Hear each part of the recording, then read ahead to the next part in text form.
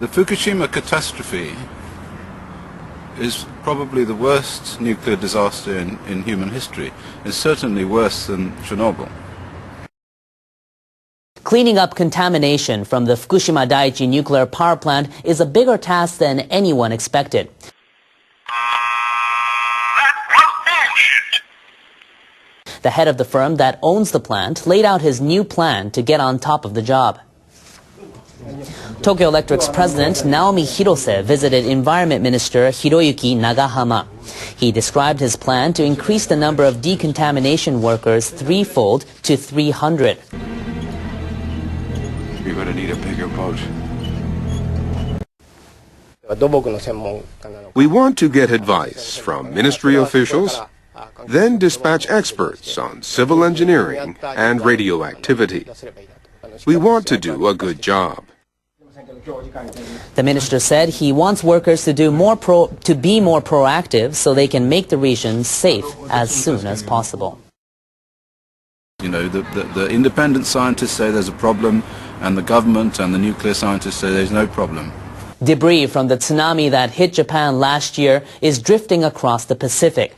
Japanese government officials say much of that debris could start washing ashore in North America next month.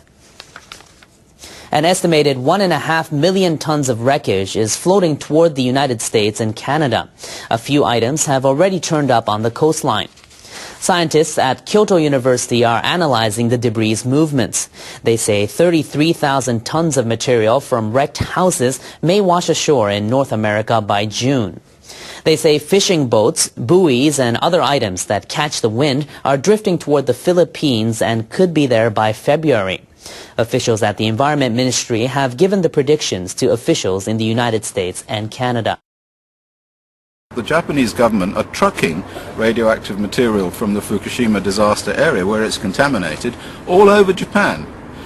And even as far south as the south of Japan, we're now getting reports of radioactive material being taken all the way to the south of Japan to be burned. Now, what possible reason could there be for burning it as far away as that? I'll tell you the reason. It's really quite sinister and horrifying.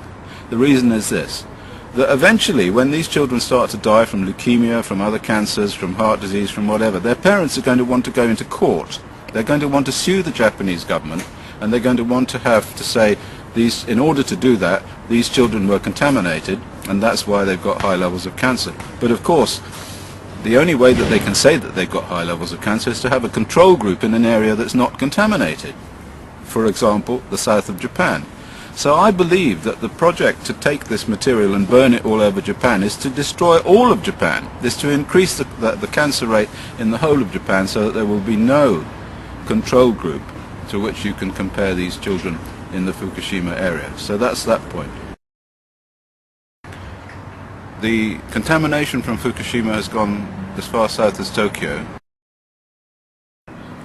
So we can conclude without any doubt that that area, up to 200 kilometers, maybe more, away from the catastrophe site, has been seriously contaminated with radionuclides. It's not as if this is something new. We know what's going to happen. We absolutely know what's going to happen. We have looked very closely at the health effects of people who were exposed to these same radionuclides after the Chernobyl accident in the same quantities. Not as many people, I have to say, which is why Fukushima is a worse disaster. The International Atomic Energy Agency says it will resume talks in December with Iranian officials in Tehran for the first time in about 4 months. The IAEA made the announcement on Friday. The agency is demanding that Iran allow UN inspectors access to the country's military facility in the outskirts of Tehran to verify Iran's suspected nuclear weapons development program. Since January this year, the IAEA has had 6 meetings with Iran's government to discuss verification methods. Diplomatic sources say the agency's mission is likely to be led by its chief nuclear inspector, Deputy Director General Herman Nakartz.